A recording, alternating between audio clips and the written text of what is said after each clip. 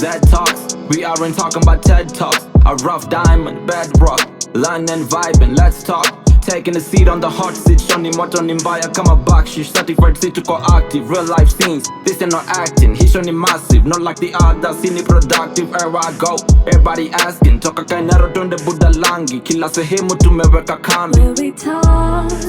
Will we love? Will we give our opinions free of charge? Alright, so thank you so very much, ladies and gentlemen, for joining us yet again to another amazing episode of Z Talks. Karibuni sana.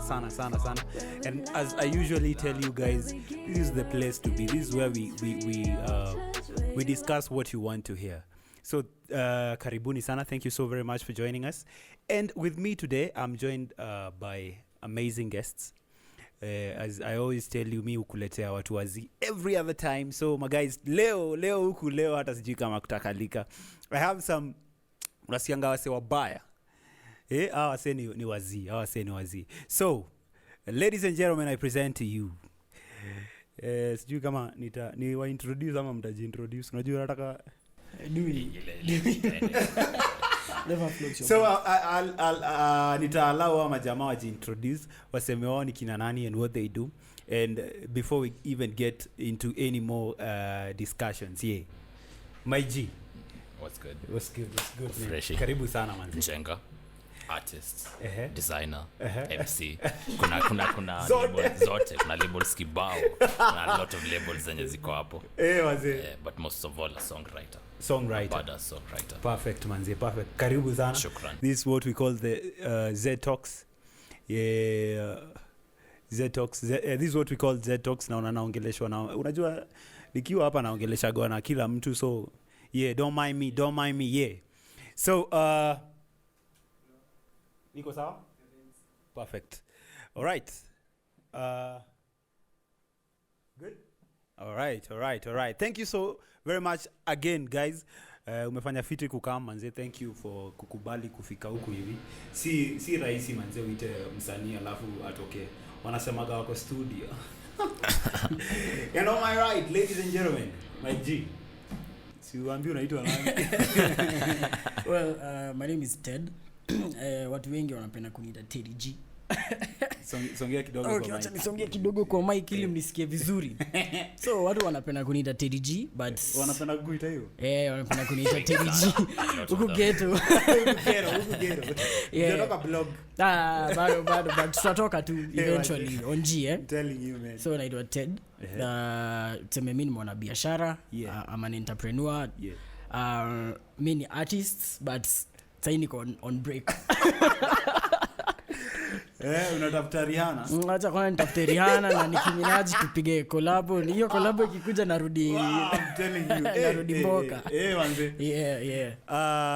My guys, mmefanya fiti sana kuja, and I usually tell people this is a platform where I allow people to just be free and talk on the few issues here and there that are affecting the young people in this nation, and mostly people that are into what we call art and entertainment, because a lot of people are getting a lot of artists now. By the way, kama ume notice, a lot of artists mtu anadaga na sota, akienda akisota wanaanza kutafuta wa Kenya, wanasema wachangiwe. People get into what we call depression and stuff, and that is what we want to talk about today.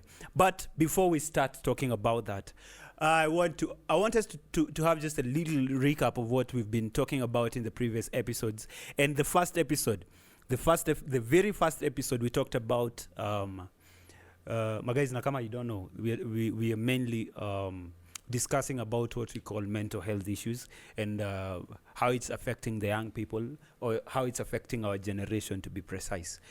And the first day tuliongelelea kitu inaitwa how our past experiences, or how we grew up, affected us, affected our mental well-being. My G, what do you think? Wali grow ya wapi kwanza? Mimi grow ya Limuru. A small place called Limuru. Limuru. And naweza sema hiyo story ya mental health na mental awareness ni kitu inafaa kuwa built on. juu ikantraina hizo infrastructure na institutions na nini. Plus ile music sahi yenye inatokea mostly si ati hatuwezi sema ni kitu yenye unaweza sema itakuheal mentally. No offense, I mean no offense to any artist right now. Naona na unaongea as an artist. As an artist, I'm still talking as an artist. Unaona, sio naongea kuhusu kuana, kuhusu prostitution. Let's keep it kuhusu kudinyana. Kuhusu kudinyana, unaona. Even though I do talk about it, juu ndo ina sell though. Need to understand, bado I'm trying to make a living off of this. But unapata market inaitisha the vile things in life.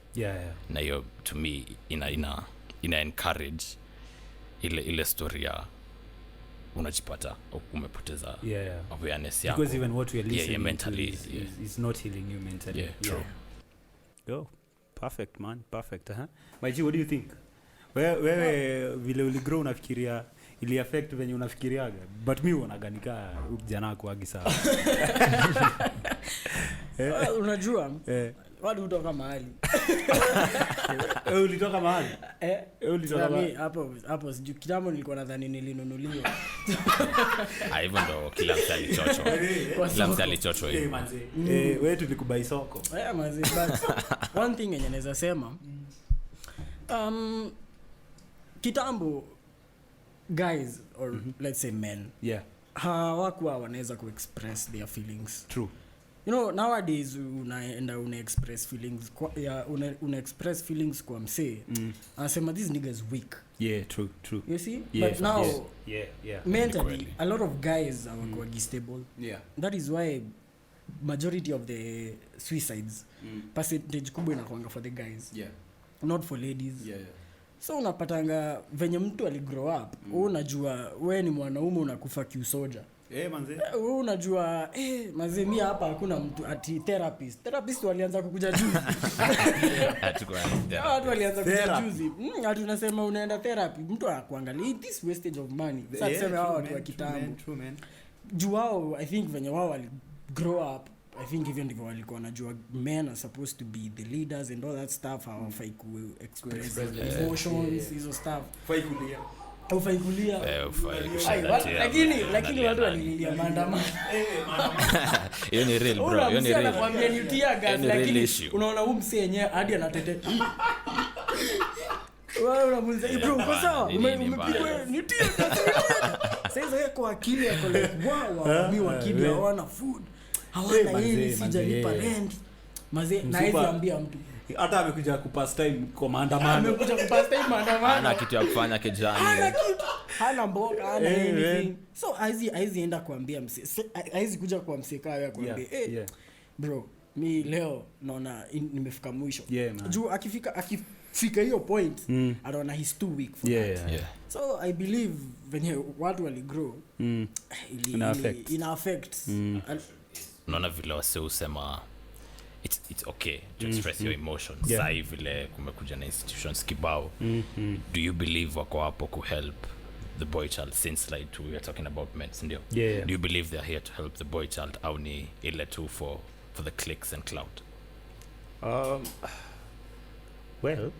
Well, you know there are people that actually have true intentions, true intentions to help you. But I'm going to say this, and I'm going to say this. I'm going to give you a very practical example. All right, there are people that will are there to just akisikia mashida zako wafurahi, feel like mimi niko at a better place. You feel me? Yeah, you're trying to like unataka you want to make yourself feel better by using other people's pain. You feel me? So like literally there are people like that. There are those institutions in this country that are not there to help you. Literally they are not there to help you. And a lot of people, and I'm going to say this without any fear of contradiction, a lot of people are not there to help you out. People are just there to just listen to you and be like, this motherfucker is a loser. You feel me? Jamaa, this guy is a loser, like unanifeel, and I don't think most people are out for you, man. Nobody's going to stick their neck out for you. Time ya mtu kukufia mtu mwingine ilisha time ya Yesu.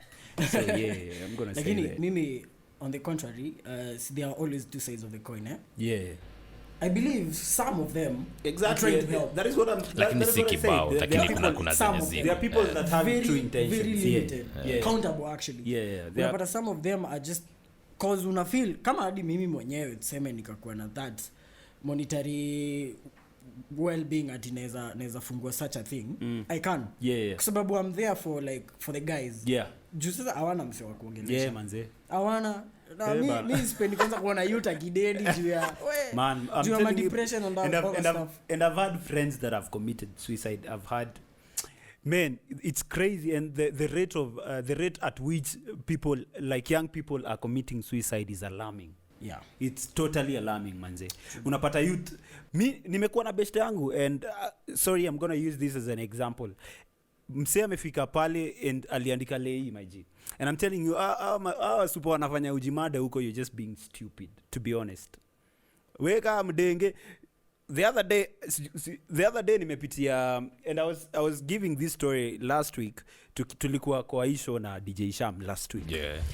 Na DJ Sham nilikuwa namwambia there was a time nikitoka Tigoni, if you know where Tigoni is, ako kabarabara all the way to Kabuku. You know that kabarabara? Tigoni Road. Hiyo Tigoni Road. Kuna kadam pale hivi. Na nilikuwa naambia boys nimefika hapo hivyo napatana na boys wangu wako hapo analia.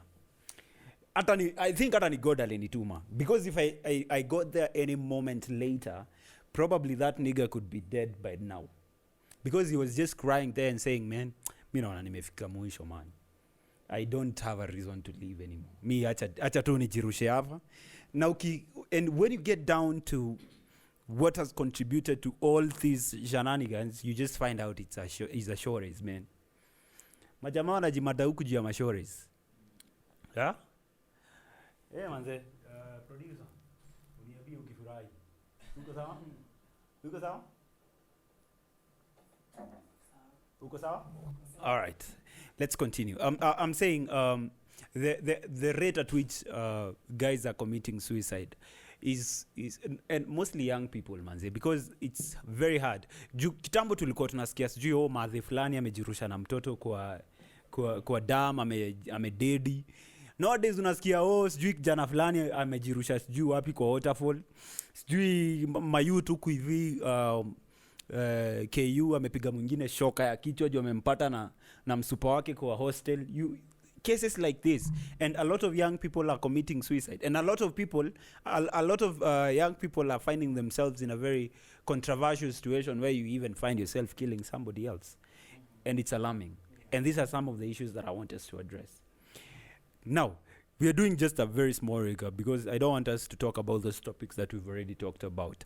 Then we came and talked about what we call sexual orientation. My jeez, this has been a real crisis.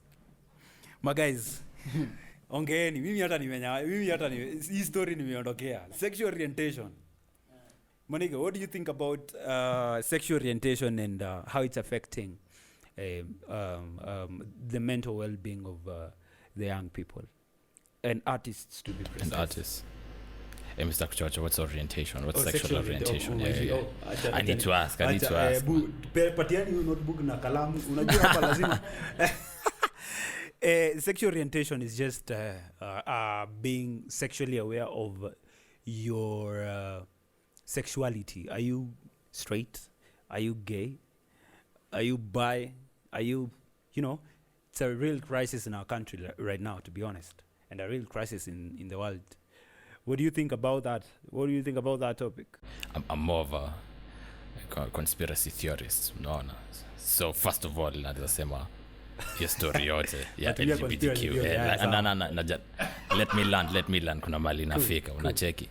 I feel tumekuwa so demoralized na discouraged into accepting ourselves.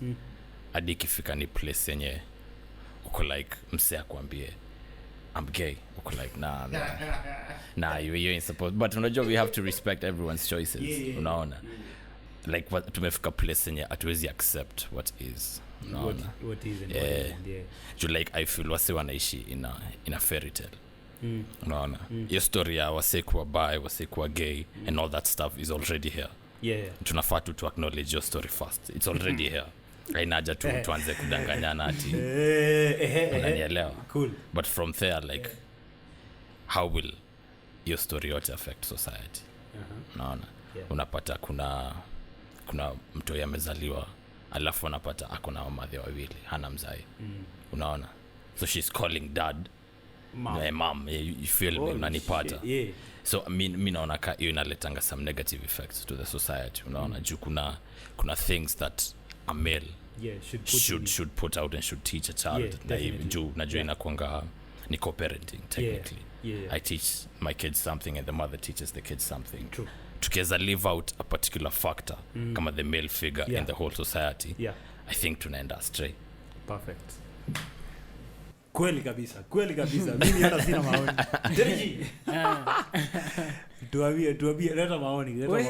Maoni yangu okay.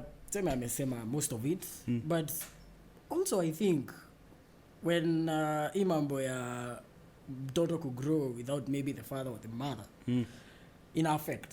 Jutapata, let's say right now demeko 18 to 20 years anapata mtoto. Msichana youth yake imekuwa cut short. True. At the moment, right? Yeah. So unapata by the time anafika 40 huo mtoto amefika kitu kama like 20. Like 20 amekuwa an adult. Yeah. But unapata say hiyo huo madhe wakati amefika 40 ndio anataka kwenda sherehe. Yeah. Na anataka kwenda na mtoto wake. Yeah. So unataka kuniambia boy, seme let's say the mother iko na a male child boy anaona mamake anaenda sherehe anavalia ashawo clothes and all stuff. And then boy maisha yake yote hajaiona any male figure in the house. Yeah. So atajiuliza okay, yes niko na vitu zote za mwanaume lakini na feel hapana, I want to dress like my mom. Holy shit. But still mi naweza sema bado as you said it's two sides of the coin. Unaweza pata bado kuna familia yenye it's only the dad there. Hapo sasa una raise misogynistic men. People who actually see women as like property and objects rather than subjects. Also, even ladies. Even ladies. It's two sides of the coin. Even ladies unapata tuseme a man ndio ameраise the daughter. The daughter akikuwa mkubwa yako like I don't want marriage cause amekuwa career girl and I don't need to submit to anyone. Like I want to be like my mom. My mom is just working. Like no, I'm talking about now if the lady bring you up na the father. Oh, okay. Yeah, the male figure. So unapata like the lady, she doesn't know about submission. She wants to be the male in the house. And I want to follow my dad's footsteps and stuff. I want to be the male. I don't want to listen to any man. You can't tell me anything. You can't tell me anything because me, the way I've been brought up, I've been brought up like a soldier. Because me, I feel like fathers are disciplinarians and the mothers are naturals. So my dad aliwahi niambia your father's work is to show you the way and na kukuweka in the way. True. And the work of your mother is to provide a soft landing when you fall. Ukipigwa kofi. I'm not encouraging that is actually unanipata unaona. And actually even if at all personally I grew up with a single mom, and most of the time she was not even around. So I grew up with my grandma, and these people I can tell you like the female will always provide you with a soft landing every other damn time. And that's why you find most guys when you grow up in that kind of environment. And actually and I'm gonna give this as an example again, like last borns majamaa simnaonaga vile wanakuaga wamepambariwa vibaya sana. Like they've been produced with that soft landing. If you do anything, just come to mom and mom got you. And it kind of there's some there's some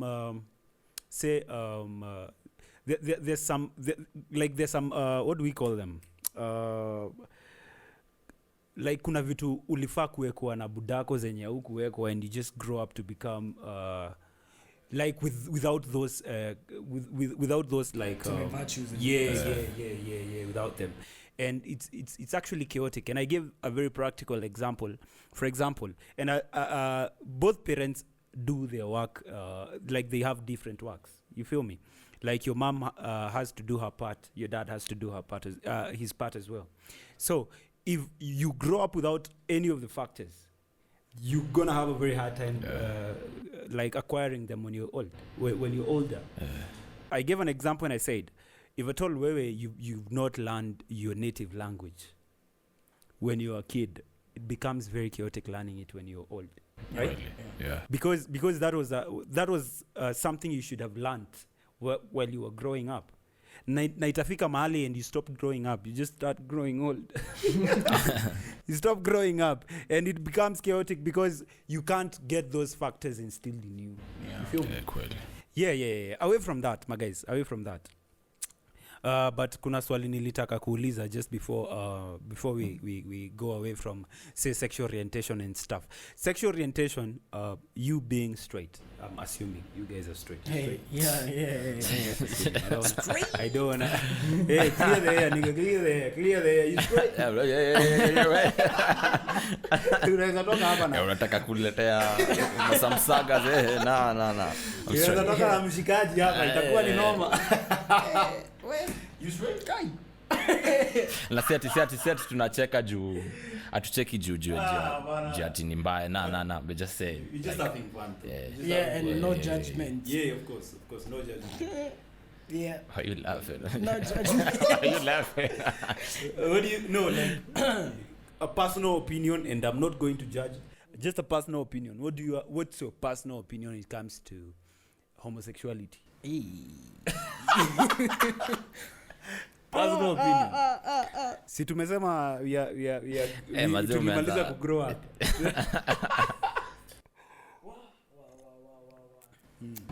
Tunaanza na mimi? Tunaanza na wewe bro. Hey. Unajua kwa nini sicheki? Yani maajabu. We.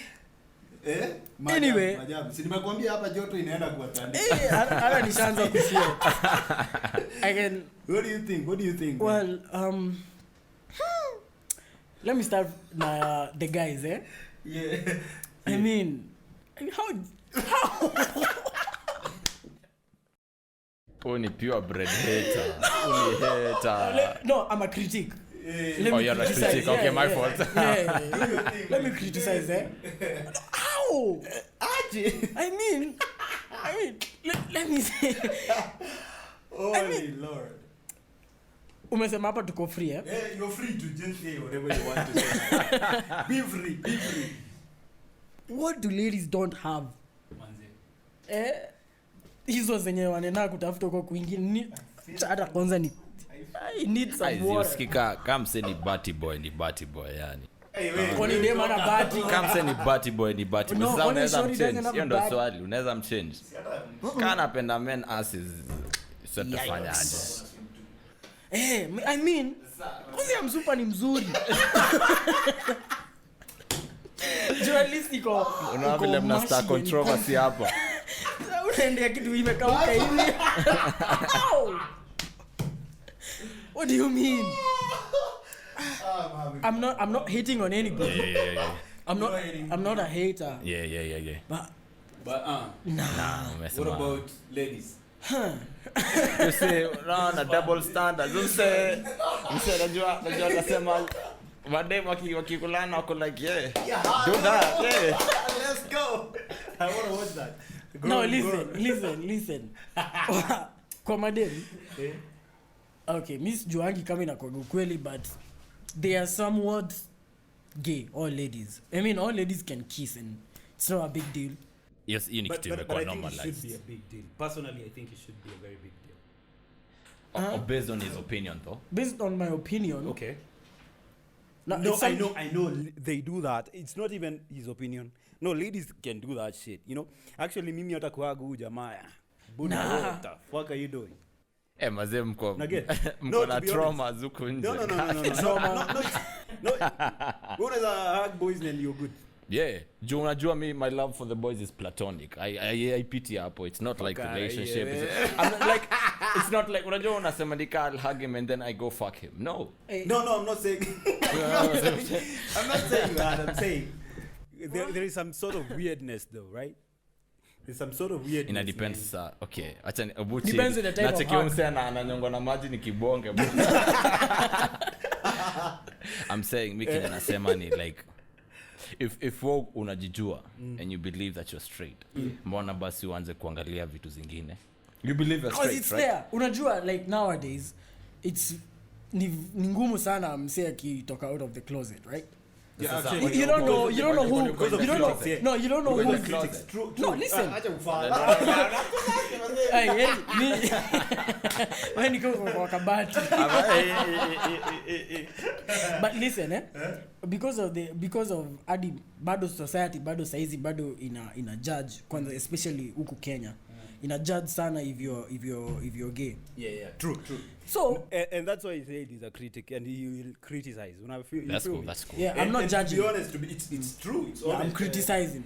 Actually, the community will criticize you so badly you're going to get back in that closet. Utarudi kwa hiyo kabati. But now you see, like, you don't know who is who, right? True. So hakuna msi atakuja kuambia, you know what, I like you gotta find Batty.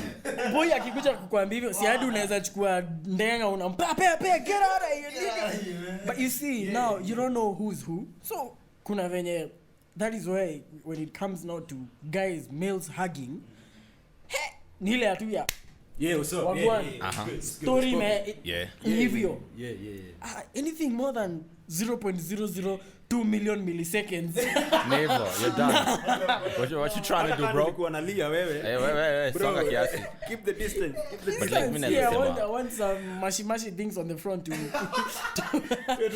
comfort me, man. I want some mashy but it's things. different. I feel like if you believe that you're straight and you know you're straight. Okay, you wanna joke straight, so you know you're straight. You don't believe you know you're straight. So I know. Pilipili usio ile ya kuashia nini. Mbona huo mseke na kuliwa haga inakuuma. I knew me. Basi mbona una critique? That's the question. You know, everybody's entitled to an opinion, right? Nah, miskatai opinion. And I'm going to say this. Unajua, for example, another clear up, I'm straight. Unajua nimefeel nika nimejump on the other side. This I'm straight. No. Unajua kama sahi the way the president is ruling our country right now. You know what you do, why we are criticizing it is because I feel like if I was in his position I could have done something different, right? Right? Is that true? Really? So your POV again, point of view is different. Again, we are just giving it a point of view. So I feel like wewe jamaa uko hapo unaenda backshots, why ningekuwa hapo ingekuwa mbaya, my friend. Yeah, facts though. You feel me? Yeah, that like we're just giving a personal opinion, but my G, you go ahead. The way you phrased it, it's like no, I'm on the other side and I'm trying to defend myself. No. I'm just saying, give us your opinion. What do you think? What do you like? How do you, but I'll say this again. Our country is, the world is revolutionizing or something. Yeah? And we're getting a whole different perspective about everything. You feel me? Like, things are coming, like, vitu mpya zinakuja every other day. You feel me? And things are changing. And our country is changing. The world is changing. Other people, like, hata kuna watu washatoka kwa unachekia kuna watu wanaume huku hivi wanavaa manguo za wanawake and they're good. You know, like they're braiding their hair and they're fine. Yeah. They're whining and shit. Is braiding your hair a problem though? Can I answer him that? Can I answer? Can I answer? I wanted to answer. Because once you start getting, there is something we call status or identity. Once you identify yourself as a particular gender, I feel like na hizi ndo vitu tulifunzwa sisi tukigrow up. I feel like you need to identify to your gender to the point that you don't feel like I don't know, like hii kizungu inapotea. Juu ni muexplainia na Kikuyu. Utaelewa? Nasema ukiidentify kama mwanaume, kama mwanaume. Unaget? Mimi personally hata nilikuwa nimeweka dread. Mtaa. Nilikuwa nimeweka dread, my friend. Na you know, like when you grow up with a shosh, shosha ataku criticize mpaka usitoe. Yeah. But I don't know, like if you want to braid your hair and you're good and you're a dude, it's up to you, man. Me personally, I don't want to. Can I Yeah, now it's my turn. Naomba tu niongee. What's up? Anyway, I feel like when it comes to people judging other people about like their looks and all that stuff, hiyo ni kitu yenye most of the guys tuli grow up nayo. We were this is how we were brought up. Okay, personally this is how I was brought up. A guy is supposed to look like a guy. Kama ukiwa na this long hair, your dad will look at you and like he's like, okay, hii nywele yako ni kubwa sana, kwa unataka kuwa mwanamke. Question, mbona ukiwa high school mamode wako waambiaga mtengeneze braid waliwaambia mnyoe? Una get like male students, right? That is how we grew up. That is how the community has programmed us. Like uko na a certain program kama mwanaume. So like, do you let society box you into some roles? That's the question. You see now, your time we had no say.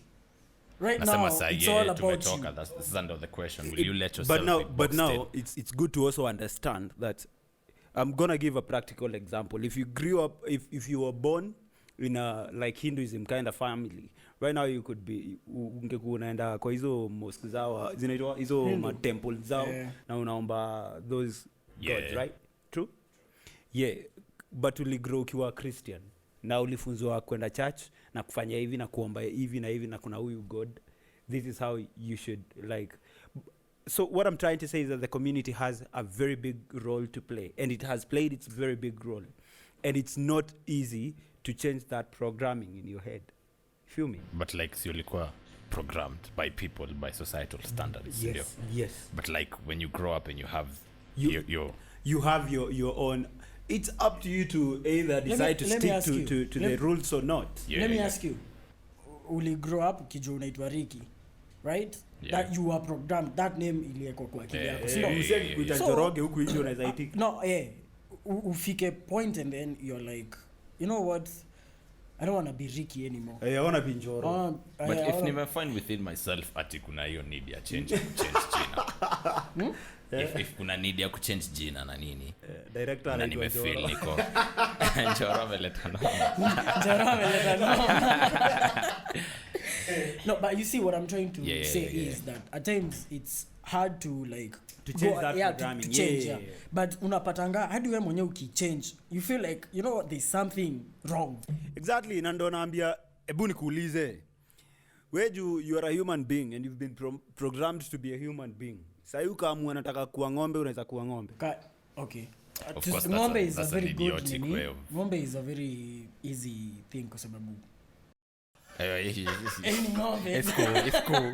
Wajua ng'ombe ndo ina understand na ng'ombe ingine. Kuelewa, I feel you my dear. So like ukasema leo kutoka leo I'm not identifying as a human being. Actually kile najaribu kusema ni atufai kuwa boxed in na rules fulani, unaona? Juu if let's say leo amke useme unataka kumake a meal na uanze kutake hizo strides of making a meal. Like finally utamake a meal, but like unaweza sema you're the same person. Will you say you're not the same person because there's some things you've learned. Unaona? Na unasema like if umefika age fulani yenye uko mature alafu umeona hadi how to tweak even an essence of how you are thinking, then you're not changing. You're not progressively moving. That is growth. You're not growth. All right. Ladies and gentlemen, huku kumekuwa kumoto. Niliambia majamaa wakunywe maji wakasema watakunywa kahash then. So guys, yet again before hata tutoke hapo I'll just ask, do you think that your sexual orientation, you identify as straight, has affected your mental well-being? Yeah. Okay. It's good. It's good. According to me, it may affect positively because I have a place where I stand. Yeah. I'm not confused. Yeah. I know where I stand. Yeah. So for me, you're not confused. Yeah, I'm not confused. I'm not like, am I in the female side or am I in the male side? At least I know my orientation. I'm straight. Like this. Kama ni stress, wacha nikatafutia wanawake. Ya pesa. Mimi mwanawake. Hii pesa na mwenye alitupa. Ama tutafute hadi wale. Yeah, kweli. What do you think, Craig? As Ted has said, vile ukiwa na stand, unaweza jua what is distraction and what is not, what is your objective and what is not. Mi naweza sema imeni affect positively and negatively still. Unaona, juu ukiangalia how society treats males and females ni kitu different sana. True. Unaona, if like you are a kid, alafu uchapwe, haiku unafaa uchapwe, hivyo ndo mi na feel. Ilikuwa unafaa uambie hivi ndo mse afanyange. Juu ulikuwa mtoi, huwezi jua kenye. Unaona, ina build some type of trauma ukiwa mtoi juu ya sexual orientation, ati this is a male, this is how males should be treated. But at the same time, bado, I have a stand on, I need to be moving, I need to be working, I need to be doing this and that as a male. But honestly speaking, as much as you're saying this is how a male should be treated, that is all about nature. Like, all males, they find it hard and rough. True. Yeah. Like, ukiangalia di in the animal kingdom, all males ndio wanapigananga, hadi wanauana to be the ruler or the leader of the pack, right? So I believe that this is nature. Hakuna ati the way a man should be treated and the woman should be treated. Inakuwaga like more of nature. And if a guy is supposed to go through hardships to progress, he will go through hardships. True. If a lady is supposed to be taken care of for her to be nurturing, the ladies, if kama wewe you're not taking good care of your girl, let's example. If you uko na dem, no, utatoel uko nje, you will sweat, but at the end of the day unaletea nani hiyo mkate? Sini hapa ni mimi hapa labda nyinyi mimi najiletea. You will okay. I'm playing. But no, listen, yeah, but napata kenye unasema. Yes, unajitafutia and all that stuff, but majority of the percentage itarudi tu kwa dem ama kwa watoto.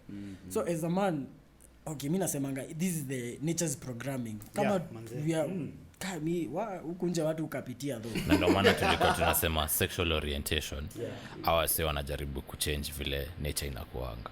Na ndio maana kuna hizo kuna some calamities, some controversies. Baby girl nini. Baby girl iko na nini mse. Kwanza mse kwa hivi. Kuna Adam's apple anyway. I believe mambo ya nature tu kwa nature.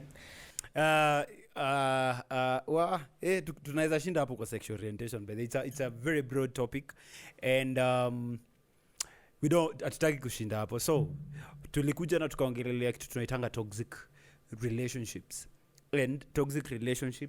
and jana unafurahi na unajua mimi amekumbuka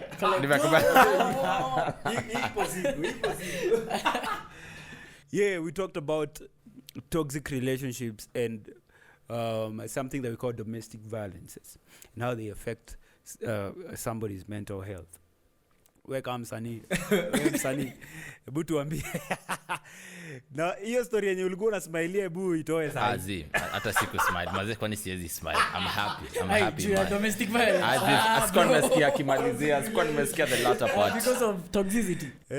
Have you ever been in a toxic relationship? Yes, I have. What about you? I feel like everybody that is in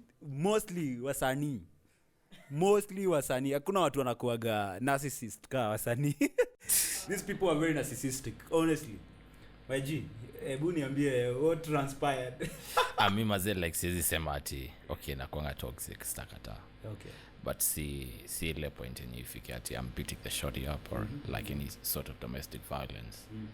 Na feel kama with the things the way vitu zina change, everything is changing. Unapata like women generally do not care about like the fun relationships, the calm relationships, the polite relationships. They feel like they need some adventure in their lives. Unaona unapata kami niko na a lot of sagas za in toxic relationships. Naona na siwezi sema haijafika hapo. Unajua naona the man Chad is laughing. Haijafika place domestic violence. Yeah.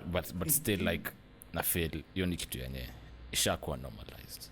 Hiyo ni kitu inafaa juu as we grow na sasa hivi tunaendelea. Hatuwezi songa nyuma. Hatuwezi sema ati kuna wasi wazuri watakama. Soko ni chafu. Soko ni chafu. Lakini unaosha aje Sarike? Chafu imerust. Tunaosha aje? Toxicity ni kitu mazee inafaa tu normalize. Nimesema hivyo. Nikumbusha kuna topic tunafaa kuongelea kwa hii nini. Lakini hiyo tutaongea na madem. Kuna kitu kuna topic niliambiwa na majamaa huku nje. Na ulete kwa hiyo show yako. Uongee kuhusu something that we call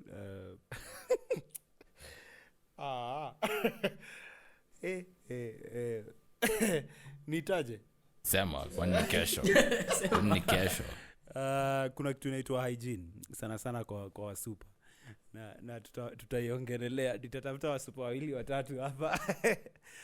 Kuja watuambie hii hygiene yenye tunaambiwa tuongelelea inahusu nini. But anyway, toxic relationships, my G. You've been toxic as hell. No. Baya. Toxic as hell. I'm not. Hey, what? You're not toxic? No, jana. Oya, kama mna ujaide tu jamaa, hebu andika hapo hizo comments. This guy is how toxic is this guy? I'm not toxic. What approve? I'm a lover boy. Na furaha mpwito. Anyway, about toxicity. Wow. Okay. As tumeshinda tukisema tu, everything has two sides of the coin, right? There's a positivity and a negativity. Yeah. How is it positive? Okay, teach me. Well, being toxic, especially as a man, you know, men are supposed to be leaders and one or the head of the family. Same as no. So I need to be firm on my stand. So sometimes ladies wanasemanga mtu ni toxic kwa sababu hamnunuli kenye yeye anataka. But where in your mind uko like I'm doing that because of a tomorrow. So dem akisema wewe si toxic, but where you're using that as a positive thing, uko like me I'm planning for us, not for today but for very many years to come. So also in the negative side, hey, each generation utatupa akili. Gen Z. Wewe kama wewe si toxic, hakuna msichana atakupenda. So inabidi tu umekuwa toxic. Umeonga ndipo. Hapo hata ndo nilikuwa nakuja. Umeonga ndipo. Wasichana mnataka. Hakuna unajua bedhe na nilikuwa nauliza tukiongelea hii topic nilikuwa nasema why do you think every lady out here is calling men at all men are dogs? The other question that came up was good guys finish last. Is it nice guys finish last ama? Tukayo. Something like that. Tukayo because like every woman is attracted to toxicity and I don't know why. There's a song. I don't know why. Sorry to cut you short. Yes. Imegonga sahi. There's a song, a lady animbanga, I don't know the name of the lady or the song, but anasemanga, good guys go to heaven and bad guys bring heaven to you. Controversy. I know, right? But hata kuna tukiongelea topic tulikuwa na manzi fulani hapo and she was telling us that but kuna mabeste wake yako nao that brings me down to what we call domestic violence. Kuna mademo wanajua usipowapiga wapendi. Wow. Right?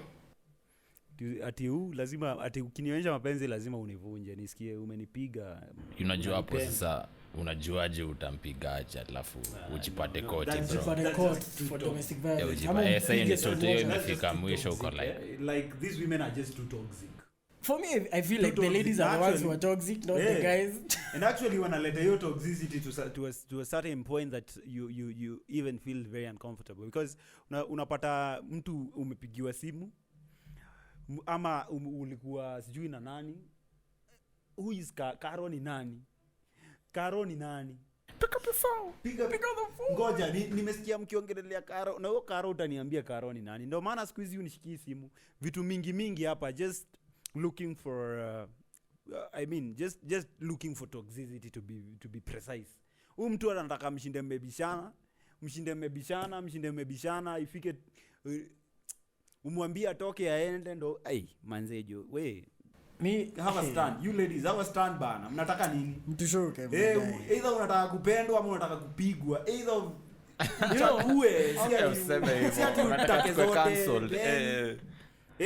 Nataka tukue cancel tuambiwe hivi ndo mnafikiria. Hapana, ni vile kuko bana. Ni vile market iko.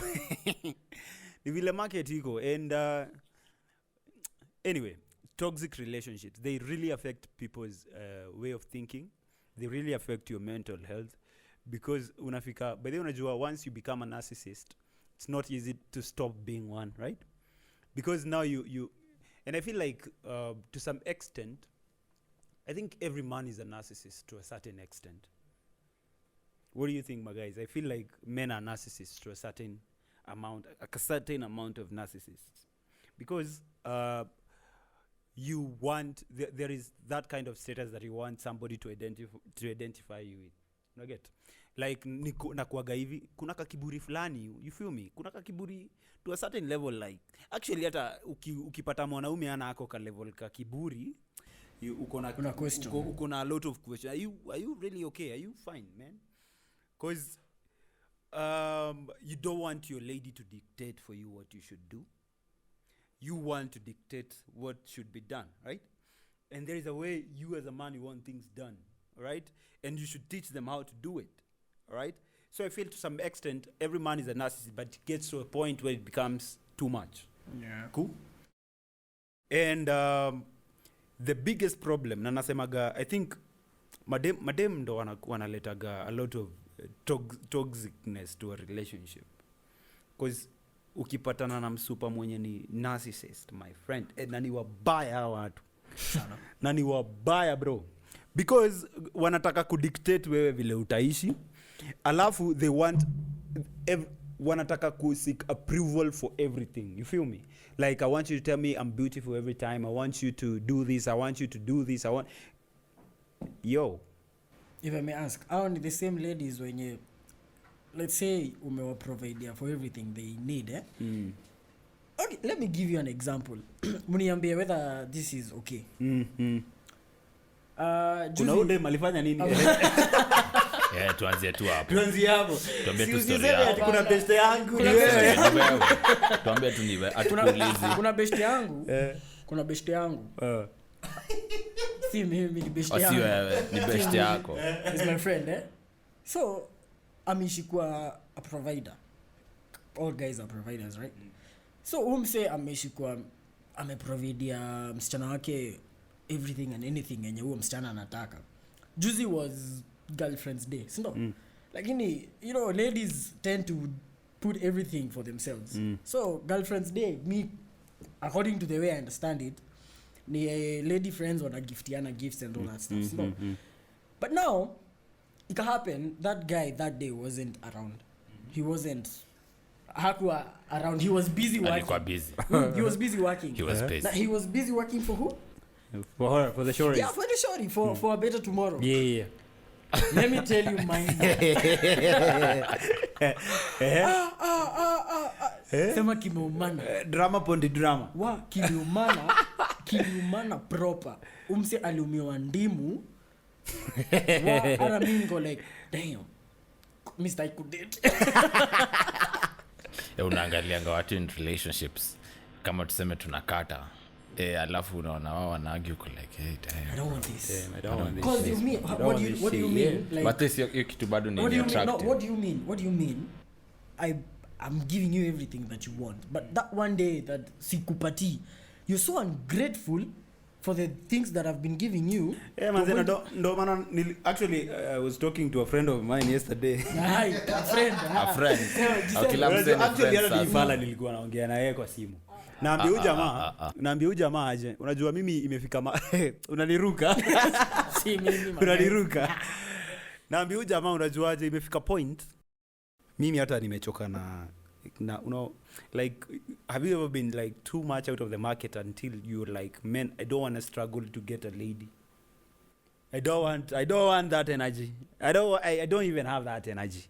Ati ndo huyo mimi nimeanza kutextiana na wewe hapa ushinde ukiniuliza sijui namba yangu sijui ulitoa wapi. Ati unataka nini? Sijui but I don't have time for that roller coaster. Skin I didn't even let to learn. It's too much. Yeah? Una learn dynamics. No, not even learning the dynamics. I'm just saying there was a time that stuff was just easy for me. Just too easy. You feel me? Like it was easy boxing a Chile back in the day ukiwa kampo. Like that was just something that you had coped to live with in life. You feel me? But now imefika point mimi sina hiyo nguvu. Wallahi unafanya watoto watatu sasa hivi. Sina hiyo nguvu. Mshinde ameboxiana hapa na msupa ati huku nipigia simu jana sijui man na. I don't know kama nitafika hiyo space tena. I don't know kama nitafika hiyo space tena, but I just hope to. Nini? Yo kitu to me okay, hiyo ni a personal opinion. Hiyo kitu ni addictive. Nini? Kujua ati kuna msichana kusaka. Hiyo to be on addictive. The fact that naweza reciprocate energy ni mcall and call. Tukwe tunasakana anipigia niambie mbona uchukue simu. Unaona okay, sisemi toxicity ni kitu mzuri. Ni addictive true. It's very addictive. Actually hata ukiwa in a toxic relationship it's very hard to get out of. Very hard. Yeah, that's true. It's very hard to get out of that relationship. And we were listening to a certain audio, and you guys should check out that last episode. We were listening to a certain audio where tulikuwa tunachapiwa story ya msupa fulani. Msupa, like she was in a relationship with a dude. The dude just beats her up and stuff. Anamweka kichwa kwa choo ana flash. Yani shit. Yani the Chile gets pregnant at a point. The nigga beats the Chile up until like she miscarries. Then msupa na nilikuwa naambia tu wasupa bana mmea akili mwache upuzi.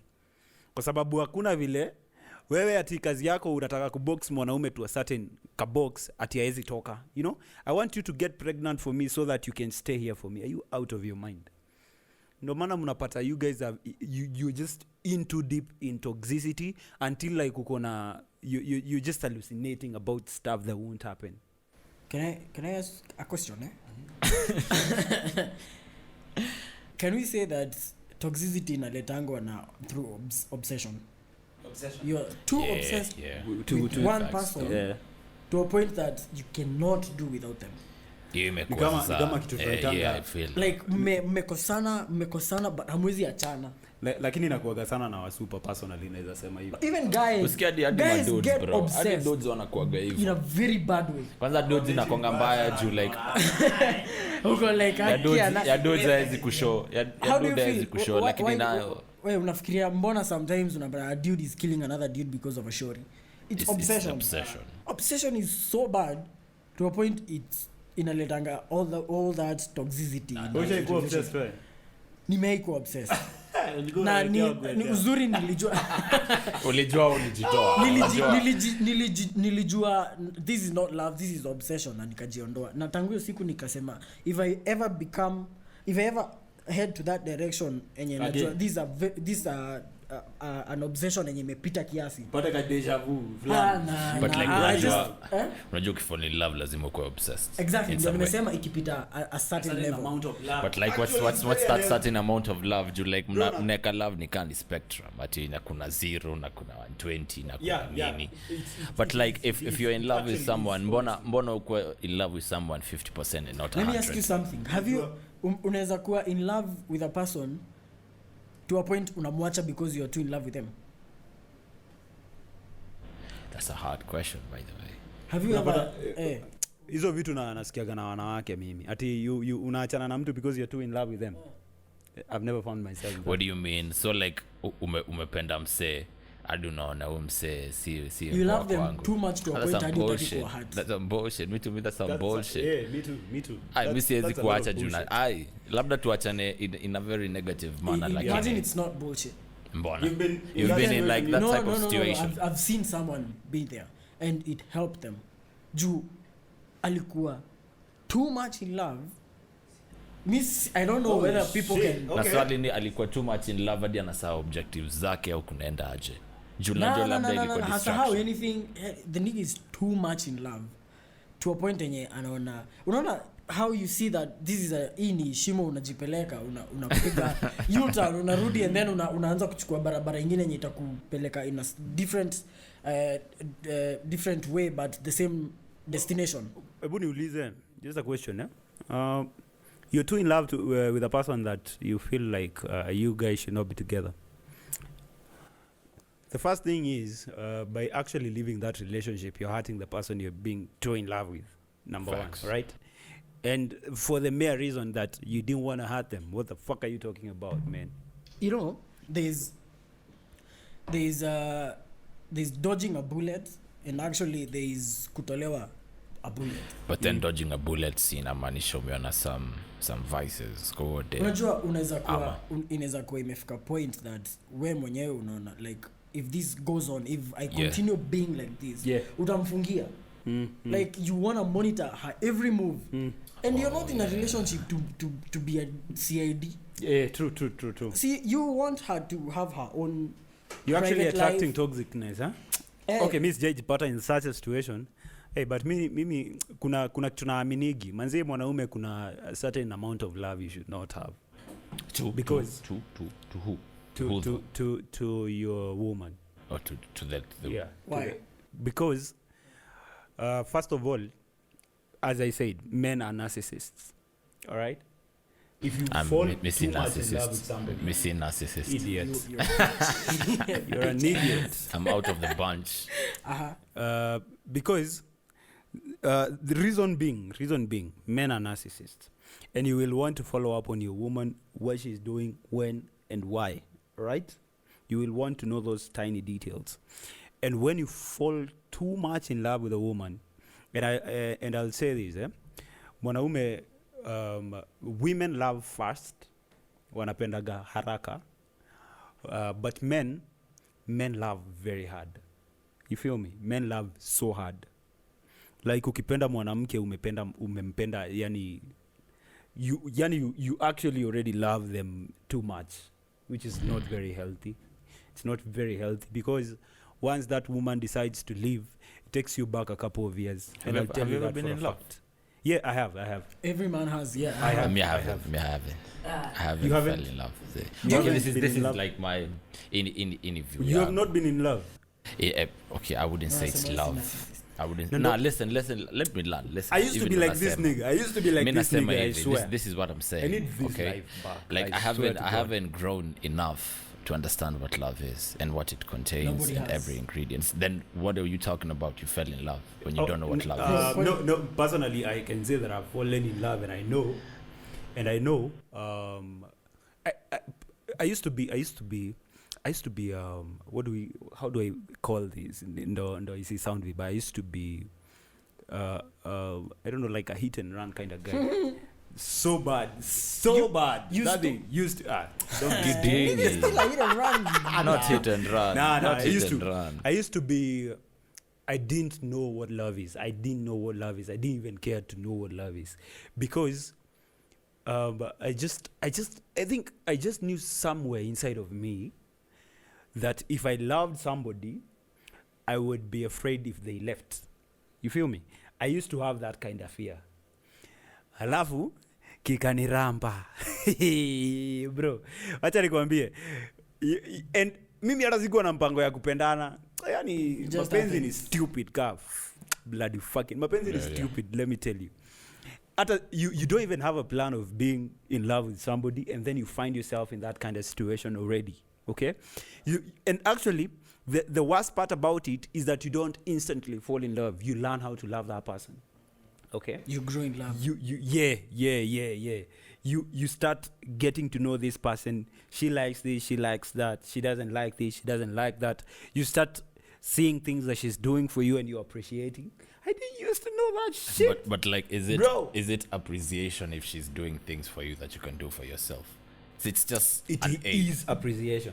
But it's an aid to the way you do. A woman is a helper. No. Let me tell you something. A woman should be your helper. I know you can cook. Right? Yeah. I know you can cook for yourself. Yeah. But now it's different when somebody else cooks for you. You can do it for yourself, but you're seeing somebody else is sticking their neck out and doing it for you. That's totally different. That's pure love. I can tell you that. And you actually grow to love that food. Like and then mara ya kwanza amekupikia hiyo food and you're like, apana, hii food Z. Inafanyagwa hivi na hivi na hivi na hivi. And then you guys start getting to know each other in a certain different kind of dimension. You start getting to appreciate each other. You start getting to know the likes and dislikes. Like you just get to know somebody and you don't want to stop to get to know them. Like, have you ever been in a situation where you don't want something to end? Yeah? Ushaikuwa sherehe na unasikia istaki hii inafaa iendelee hadi kesho. Yeah, that kind of addiction, and it's wow, bro, it's why. But then Kenya nasema ni every day progressively, me personally na learn there's some things I should have done in my previous relationship that unaona, and like hizo zenye zinaweza constitute to love, unaona, as you said, like cocaine for someone else, all that zina amount to something, unaona. If I didn't do it in my previous relationship, I'll do it in my next, unaona. So is that really love if you're progressively learning what love is? Yeah, it is actually, it's actually a lot of love actually, because you as have you ever learned something and you actually want to implement it? Yeah. Okay? Yeah. You've learned something and you actually want to implement it. Like, and actually you're not doing that because you're doing it, you like you've learned it's not done like this, it's done like this. And you want to appreciate this other person with that. Bro, that's love. That's love. That's love. Mimi all I can say is hii ni mapenzi. Ikifika ni point ya hiyo kugrow, kujua kufanya vitu, hautai basi maliza kugrow. Hawezi. Because you know what you were doing with the previous person, another person will come with different things. True. So you'll have to learn. When you learn those different things from this new person, and then tomorrow you have another person, like this other person nakuja na new things. But I'd say this, unaona tukisoma kama for example ukisoma chemistry iko na syllabus yake. Sawa? Yeah. Chemistry iko na syllabus yake. Like kuna vitu unafaa kusoma ukiwa form 1 all the way mpaka form 4. Sawa? Chemistry iko na syllabus yake yote. And every teacher teaches in a different way. All right? Vile mwalimu wa form 1 aliwafunza, mtapata mwalimu mwingine different mwenye anawafunza the same thing, all right? So I'd say I think love is pretty much like say a blueprint that is there already, okay? But now you're learning it from different people. Sawa? Tutoke kwa mambo ya mapenzi. Hata siku nataka to dive that deep into that topic. So let's talk a little bit about you guys. Let's talk a little bit about you guys as we wind up, because naona nikaa tumeongea for long. Let's talk a little bit about you guys and the entertainment industry and how the entertainment industry is treating you. Let's start with you, Ricky. How is the entertainment industry treating you? It's not that bad. I wouldn't say it's bad. But like starting up is not easy. It's not that easy because you have to have formula. First of all, I want to appreciate Ted. He's the first person who took me to a studio. Yeah. I want to appreciate the guy. Kijana huyu alikuwa in the studio. Actually tulikuwa tuna shoot a particular move and it was like you need to pull up. I remember. And I was like, okay, cool. I think nilikuwa somewhere in the fix. Ulikuwa in the fix there. Ulikuwa pia. Not a J-Toka. So naweza sema unafaa utafute formula. Unafaa kuwa na particular formula that you unaona juu everyone like can operate differently. And in the music industry lazima ukwe different. How unique, how talented. Ndo like ukwe na that type of I would say clout. No, na juu clout ndo inakufeed. The more people know you and your music, the more utapata funds. Unanielewa? But like I will say the hardest inaweza sema ni dive into the industry, into the mainstream industry. Ati umetoka a household name to like jina yenye unapata ngoma yako inachezwa kwa mat, tukaa hizo kwa klabu, nini. It's quite a task. But once you find that niche and that formula and you're like, this is what people want, umefanya analytics zako, I would say uko fit. Okay. Yeah. And do you feel like you want to continue being in the of course. Or you've been demoralized to the point that you don't want to? Unajua I really feel happy that every day I'm learning something new about the music industry. Unaona? Juu kuna kitu unaweza sema maybe I rapped something. Unakaa vile tu before this conversation tulikuwa tunaongelea kuhusu a track me and Teddy J did inaitwa Money Scheme. You understand me, my name is Ricky, all you haters out there suck my dick. You feel me? But like progressively unaanza kulearn that is not what the industry wants. Unaona, they want something progressively. Awezi enda ati snap umekuwa superstar overnight. That's cap. Lazima ukuwe put in the work. Lazima ukuwe umepata formula yako ati once I do this and I promo it this way, it will reach this type of audience. This type of audience will send it to this type of audience. Every tuka hizo. Okay. Nigga, wewe umetoka kwa music industry. Ni nini mbaya? Si kutoka. Ni pesa hauna? Kusaidia unajua hapo pa pesa. Naomba mnichangie ili nirudi. Well, mi changamoto zimekuwa nyingi. Jamaa anaongea kama eyewitness. Okay, so acha nimesema. Sema ukweli. It hasn't been an haijakuwa an easy journey, especially kuacha. Okay, si sema nimeacha niseme tu a break. It's been hard cause mimi from day one nilikuwa tu najua I just want to become an artist. But sasa hizi factors za kawaida kama lack of capital. No, like mimi hakuna mtu aliniambia you can do this and that. Nobody alini push to that direction. And that is why mimi nasemanga if I can see someone anaweza, if I can see someone is talented, I can push them. Like Ricky is bad. When we were shooting that Money Scheme video. No, the movie. Before hadi nijue, before hadi aingie stu. See, I was the one nilimwambia, hey bro, you need to do this. You can do it. You can do this. So I told him, hey mazi, where tuingie studio. And then Nico, like we had something in common. So hizo enzi ni zile enzi za kina ethics. So walikuwa wanaongea huko. Sasa tukienda hapo kurap na kizungu nani atasikiza? Hakuna. So mimi niko like acha kwanza niende ka break kidogo. Just like he said, you progressively you learn. You know what people want out here. You know this is the type of music, the type of songs you should be producing. Okay. So mimi I think I was so much stuck na ile mambo ya I just want to become a rapper. Na mimi nataka kuwa na rap tu kizungu. Nikasa huku si maju. Nataka kuwa Lil Wayne. And collect huku si maju mazi. Si maju. So the reason as to I took that break because I was also learning from behind the curtains. Okay. I want to know like ili upate this type of audience so that you can monetize even your content. What should you do?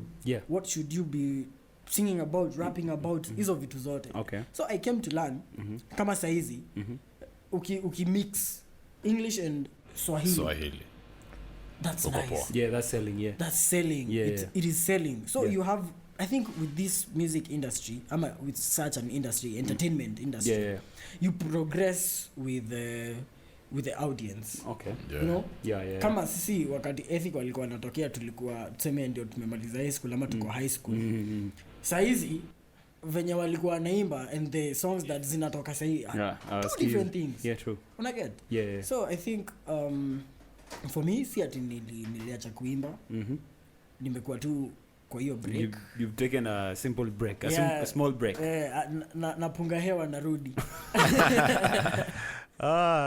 Nigga, ukijana ni mbaya. Ukijana kwanza tuanzie hapo, ukijana ni mbaya. I've been listening to his bars and he's wow. He's you're and I've not had a lot of artists with that amount of passion, drive and talent. Yes. Na industry ya Kenya iko as corrupt as the government. Because those people that are even making it, and by the way we've I think mpaka audiences unajua like Kenya tumelan ujinga, tumelan ufala, mpaka tumeadapt. Tumenormalize mediocrity mpaka imefika to a point that we actually love mediocrity. We want to listen to trash music. like ngoma za ufala ndo zinatubamba. You feel me? What do you feel about that, manze? Me as I say, okay, there's two sides of the coin, as we keep on saying. Yeah. But still, of course, there's mediocre music and all that, shitty music. Yeah. I didn't say shitty music. Yeah. But to me, mnachukulianga music as something you can pop your head to. Okay. Something you'll be like, okay, I love this. I can listen to this again. Yeah. At times, I don't really care about what they're saying, rather than the production part of the whole track. Okay. Your ngoma ni noma. Yeah. But at the same time, pia, atufai kuwa tunaitikia some shoddy music. Unajua hiyo shit ndo ina to represent uko nje. Once someone asks what do you listen to, it's like unacheza hiyo. Boy ask while we're on the same topic, what do you think about Kenyan music in comparison to other countries, say other African countries? Yeah. Of course, have we even adapted to a style? Definitely. I feel like to make a lot of changes. A lot of them, like the industry is shifting. It's ever shifting, and we're going in a positive direction. But compared to places like South Africa, where kuna network sana, unacheki. Kuna support. Kuna support, kuna network, kuna nini. Talent, man. Huko kuna hiyo infrastructure. Kama history ya MCSK au wase CEO si walitupwa nje. Bana. Juu unapata 80% naenda to the institutions, 20% naenda to the artists. You make $1 million, you get 1 million views, unapata 2.5. That isn't right. Alafu tena unasikia jana wase wanafurahia monetization of content, the government. But still wataiba bado, hiyo ni kitu iko. Definitely. Wataiba bado na if I sit right na maybe juu how can I work so hard for what I have, alafu kuja uchukue juu. Okay. You're the high authority. Lazima tukue na policies na laws zenye tukue na structural reinforcements zenye zinaweza tusaidia. But unajua, I think that can only be achieved if we actually progressively grow and get to know like for example, unajua kama you don't know the constitution, the police are going to take advantage of you. Yeah, clearly. Right? And if we get to a certain point that we are actually serious about music and entertainment in this country, I think that is going to be a step forward. Because if you look at countries like the United States, those are the most money-making industry in the country. Like it's actually in the world. Yeah. It's actually the biggest, the music industry, and in as much as we progressively get there, like I said. South Africa got their independence, I don't know, 99, right? Was it? I think 99. But like they very recently. 99, and they're way ahead of Kenya that got the independence back in 63. Corruption ndo inatuharibu. Ndo nasema we need to get a progress, like we need to progress in terms of and mostly I would say get a certain amount of literacy. Yeah, kweli. Right? Get a certain amount of literacy. Wewe mzee, unafikiria namna gani music industry wewe ya Kenya inakubamba ama tunafaa ku pull up our socks?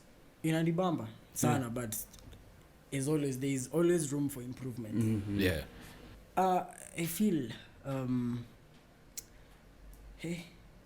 unajua when it comes to support, especially kwanza kama unapewa support na your government, there's hakuna maliwezi fika. True. Hakuna maliwezi fika. Ndio maana kina Kipchoge wali thrive, you have that support. You need support. Yeah. You 100%. Need support, especially from your government. Yeah.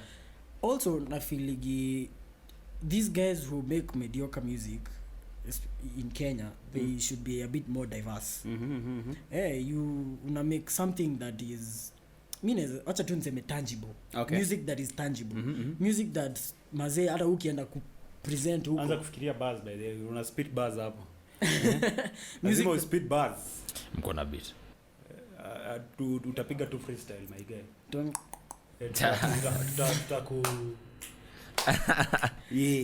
So na feel I personally mimi najua Kenya tuko mahali. We are somewhere very good to go play sport. We are headed in a very nice direction. But there's room for improvement. There's always room for improvement. Alafu the mainstream media, they always play the same guys. I mean, there's hawapeagi ni very few stations wanapeanga like platform up and coming Kenyan talents. Yeah, true. Me I believe uko ukiingia somewhere deep huko no, Kenya people are talented. Ghetto ndo kuna talent. Mimi husemaga hivyo. Mali hawapati opportunities huko ndo au ndo baya kabisa. As vile umesema ni literacy. Juu nililearn the reason hadi ngoma mingi zichezangu kwa club ni copyright systems. Hauna copyright licenses za hizo ngoma. So you can't play them. Juu woko kwa club ina make do. Umecheza ngoma lazima hadi ya kulia hapo. Unaona? Na that's the problem. Hatuna institutions zenye zinaweza kusaidia tuseme una deck sample a song from Maju. Inaweza kuambia I'll go and talk to them. And your lawyers and allow everything. Unaona hakuna hizo structures at plus hata zikiwa they are just too expensive to afford. Very expensive. Yeah, they're very expensive. My guy, unajua tunataka kusikiza sijui kama mko tayari. Msanii yako anataka ku speed bars hapa. Hebu kamera iangalie hapa. Tunaweza acha usikie my guy. You ready? I'm ready. You ready? All right. You're ready. Okay, do your thing. We go with the biz. Napiga maji ndo ni cope with this anxiety. Introverted sidai commit na hiyo society. Kishada kitamu siwezi live in sobriety. I'm done begging for the crumbles, I'ma stand up and take. Wake and bake, moonwalking in space, reefer after reefer, got me blowing up the speakers. You want the bars of the flow, we can do ether. Nimejaza sauce hadi kwa mishipa, wanashikwa na kahasha wakijaribu kunikimbiza. Cheki brada alipigwa 9, CDBco news inyo ni mambo ya kupita. Valia mpira, ukizamu umejikinga. Working on the weekend, get a check-in. Take nothing for granted, mazi cheki blessings. Mic checking, uko nyuma hamniski. Okay, 1 second. Kiasi nimesari kizungu pekee, wasidhani ni wao solo wanajua hizo choche. They don't listen to local English rap, it's like a virus. Seen a lot of talents in the hood with no finance. Had to slow down, check my mirrors, find a balance. The world is my picture, the notebook, my canvas. Record ya chini ya bed, even though mi nilianza. Sai ukisikiza all my shit industry standard. I'm making the news and I ain't talking about the standard. Better know I made the fucking Black Panther. Yes. Mzee, nakwambia likubaya huko. Awesome, man. Awesome. And manze, what we just wish for you, manze, is just get somewhere, manze. We want to see you shine, man. We want to see you shine. And I know at the end of the day we're going to get there. Yeah. So as we do our final parting shots. Shots. I want you guys to tell me how your music or how your music has affected your mental health or how it's helping you cope. Before nilikuwa na rap kuhusu a lot of drugs, a lot of women. That was like literally hiyo ndo ilikuwa inasell ama I wouldn't say ndo ilikuwa inasell, rather than hiyo ndo nilikuwa na joke talk about the most. Okay. Unaona, na hiyo ilinitupa in a very fucked up pit yenye unajipata that's the only thing you're thinking about. You're thinking about sex, drugs, and all that shit. Unaona, na hiyo si fiti you really have to think about some things like your future and all that type of stuff. Lakini still, as I sema, it has still helped me positively. Juu imenisaidia kugrow. Unaona, you meet new artists like Ted anakwambia this is how it goes. This is I beat you in this platform, this is how it goes. And like una learn and positively unaona, okay, this is something positive that's happening in my life and that's positive. Okay. Yeah. Awesome. Wewe unataka kutupa mistari? Wewe unataka kutupa mistari? Wow. Piga mistari. Usiogope. Usiogope maiji. Sijui kama niko nayo. Nacheza na manager wangu man. Hauna mistari man. Hebu niandikie 2 alafu nikutaje. I got you bro. I mean for now labda tu minipe 2 minutes. Ufikirie. Nifikirie. Okay, uandike. Mimi zangu naandika ngapa. Mbio tu. Lakini to set the record straight. I'm not like a full freestyler. I'm also a pen and paper. I love being pen and paper more than a freestyler. That has been actually hata hizo mystery meto hapa hivi region and zingine ni written. Like usually what I do is, let's say I write for 4 bars, and then from the 4 bars it's something I've written from the 4 bars. Sasa ni freestyling since I've got like the mood that I want everything to be said in. Awesome. Maji, juu mistari umeamua utatutolea. Mistari kidogo haiko. tupatie just a parting shot how you think the music industry has treated you and how how you're coping and how it's affected your mental well-being. Okay, back then wakati nilikuwa msanii msanii ni msanii once msanii always msanii yeah.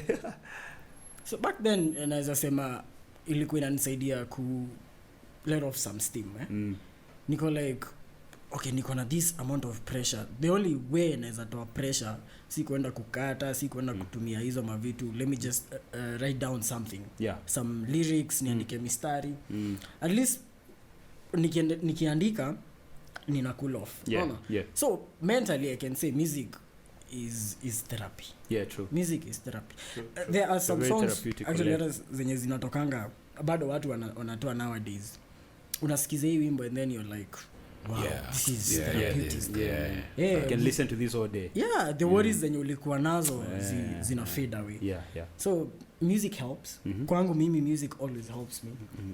Once msanii always msanii. So anytime ninasikia I'm pressured, niko na mambo mingi kwa akili, just go put on some music. Mimi kwanza napenda kusikiza Alan Walker. Na nasikiza ngoma zake 2-3.